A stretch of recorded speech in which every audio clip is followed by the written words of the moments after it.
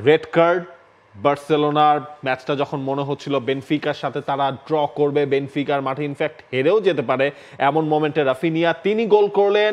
Szczesny একটা penalty প্রায় দিয়েই বসেছিল, শেষ পর্যন্ত সেটা হয়নি। তবে 22 মিনিটে কুভার্সি যখন আসলে রেড কার্ডটা খেলেন, এরপর বার্সেলোনা যে ফাইটিং স্পিরিটটা তারা দেখিয়েছে, 10 জন নিয়ে অলমোস্ট প্রায় 70 মিনিট তারা আসলে আটকে রেখেছিল বেনফিকাকে। মানে কুবার্সির রেড কার্ডটা একটা দেজাভু হয়ে এসেছিল, যেরকম ইনিগো মার্তিনেজ রেড কার্ডকে ছিটকে গিয়েছিলেন মনাকোর ম্যাচে, সেই ম্যাচে 1-0 গোলে হারতে হয়েছিল, কিন্তু সেই রাফিনিয়ার গোলে, যে একটা মেসি এস্ক গোলের কারণে বেনফিকাকে তাদের লিসবনের মাঠে হারিয়ে এসছে বার্সেলোনা, সেটার ক্রেডিট রাফিনিয়া যেমন পাবেন, সেটার ক্রেডিট পুরো বার্সেলোনা টিম পাবেন। কারণ আবারও আমরা গতকালকে একটা পেদ্রি মাস্টার ক্লাস দেখেছি, গতকালকে ম্যান অফ দ্য ম্যাচ হয়েছেন পেদ্রি যখন কথা বলছেন তিনি পুরো ক্রেডিট দিয়েছেন রাফিনিয়াকে, পুরো ক্রেডিট দিয়েছেন ভয়চেক শেজনিকে, যে টানা সপ্তমবারের মতো বেস্ট টিস্যু পেপার ব্র্যান্ড হিসেবে স্বীকৃতি পেয়েছে বসুন্ধরা টিস্যু।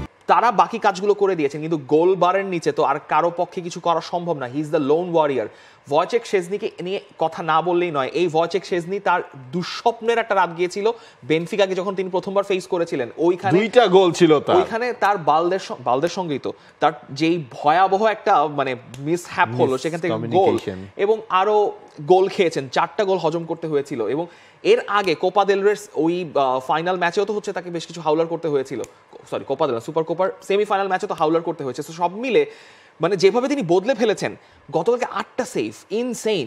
এবং একটা জিনিস আপনি খেয়াল করেন, ওই আপনি কথা বলছিলেন না বেনফিকার সাথে সেই ম্যাচটা যেটা হচ্ছে গিয়ে 5-4 গোলে বার্সেলোনা জিতে নিয়েছিল, সেই ম্যাচের সাথে আরো মিল আছে। সেই ম্যাচেও লাস্টে হচ্ছে যে আপনার রাফিনিয়া গোল করলো, এই ম্যাচেরও লাস্টে রাফিনিয়া গোল করে জেতালেন। সেই ম্যাচে শেজনি, এই ম্যাচে যে শেজনি যে বদলে গেলেন, আপনি হিসেব করেন ফার্স্ট হাফে তিনি যেভাবে আসলে সেভ করেছেন, একটা হেডার, তারপর ফ্রি কিক থেকে যে একটা অলমোস্ট নিশ্চিত গোল তিনি আসলে বাঁচিয়ে দিয়েছেন। এই জায়গায় আমার মনে হয় কি, মানে এখন টের স্টেগানের অভাবটা বার্সেলোনা আর ফিল করবে না এই পারফরমেন্সের পর। ইনাকি পেনিয়া তো হচ্ছে গিয়ে ধামাচাপা পড়েই গেছেন, এবং সেদিন যে পারফরমেন্স দেখাচ্ছেন, এবং আলটিমেটলি ক্লিন শিট ধরে রাখা তার আরও একটা ম্যাচে। আপনি এভাবে চিন্তা করেন যে 34 বছর বয়সে একটা গোলকিপার রিটায়ারমেন্টে চলে গিয়েছিলেন, তাকে ফেরত আনা হয়েছে, এবং যিনি কখনো এরকম হাই লাইন সিস্টেমে জীবনও খেলেন নাই, আর্সেনাল বলেন, সবার আগে যখন রিটায়ার করেছেন ইউভেন্তুসে, তারপর হচ্ছে মাঝখানে রোমাতে, এবং ইনফ্যাক্ট রিফাত মাসুদ ছবি পোস্ট করেছিলেন রোমাতে, না এই আলিসন বেকারের হচ্ছে আর ভয়চেক শেজনি ছবি একসাথে। যাই হোক, সেটা হচ্ছে শেজনি একদম কমপ্লিটলি নিজেকে পাল্টে ফেলেছেন এই 3 মাসের মধ্যে, এবং তিনি যে লাস্ট কয়েকটা ম্যাচ টানা স্টার্ট করেছেন সেটা প্রমাণ করে যে Szczesny has completely change himself. এবং গতকালকে এই স্ট্যাটগুলোই আসলে প্রমাণ করে যে তিনি কতটা মানে ডিসাইসিভ ছিলেন এই ম্যাচে বার্সেলোনার এগেইনস্টে। 10টা অন টার্গেট শট ফেস করেছেন, একটা কম সেভ করেছেন আলিসনের চেয়ে, 8টা অ্যাটলিস্ট নিশ্চিত গোল ঠেকিয়েছেন 1.18%। তার অ্যাটেম্পটেড পাসের সংখ্যাটি একটু বেশি, যেহেতু বার্সেলোনা হাই লাইন মেনটেন করে কালকেও খেলেছে 10 জনের ম্যান থাকা সত্ত্বেও, মানে অর্ধেক কাজটা করেছেন শেজনি, বাকি যে কাজটা সেটা করলেন রাফিনিয়া। এবং সবাই মিলে আসলে একটা অল আউট পারফরমেন্স বার্সেলোনার কাছ থেকে এসেছে, কারণ বেনফিকার কাছে তারা আসলে যেভাবে বেনফিকাকে মাঠ থেকে তারা জয় নিয়ে ফিরলো, এবং সেই মোমেন্টগুলা যেটার কারণে বার্সেলোনা কোনো গোল কনসিড করলো না। এবং একটা জিনিস আপনি খেয়াল করেন, কুবার্সি যখন হচ্ছে রেড কার্ডটা পেয়ে গেল, এরপর কিন্তু দানি অলমোকে তুলে বার্সেলোনা তাদের ডিফেন্সে কিন্তু আরাউকে নামালো।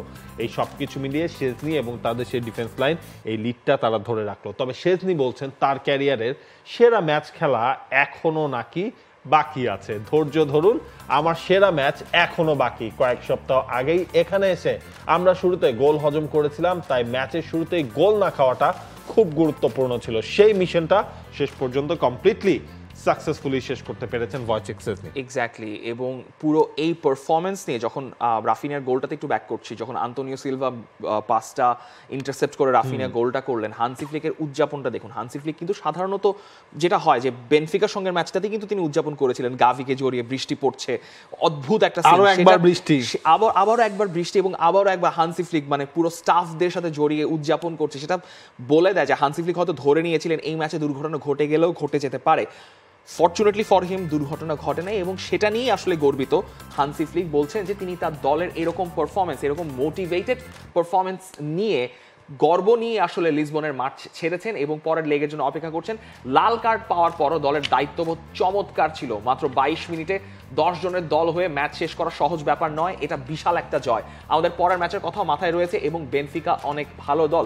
আতলেতিকো মাদ্রিদের সঙ্গে 4-4 গোলে ড্র করার পর কিন্তু তিনি তার দলকে ক্রিটিসাইজ করেছিলেন যে মোমেন্টারিলি তারা জিনিসগুলোকে কাজে লাগাতে পারেনি। এই ধরনের ম্যাচে লাইক ইউরোপিয়ান কম্পিটিশনে যখন আপনি 10 জনের দল এবং প্রায় 70 মিনিটের মতো আপনাকে 10 জন নিয়ে খেলতে হচ্ছে, সেখানে আপনি 1-0 গোলে জিতে বাড়ি ফিরছেন, এরকম এতগুলো শট ফেস করার পর Barcelona should be proud of themselves. এবং বার্সেলোনা ঘরের মাঠে কি হবে জানি না, তবে বেনফিকা যেভাবে খেলেছে সেই ম্যাচটাও যদি খেলে বেনফিকা, সেখানে বার্সেলোনাকে অনেক অনেক বড় চ্যালেঞ্জের মুখোমুখি হতে হবে ওই ম্যাচে।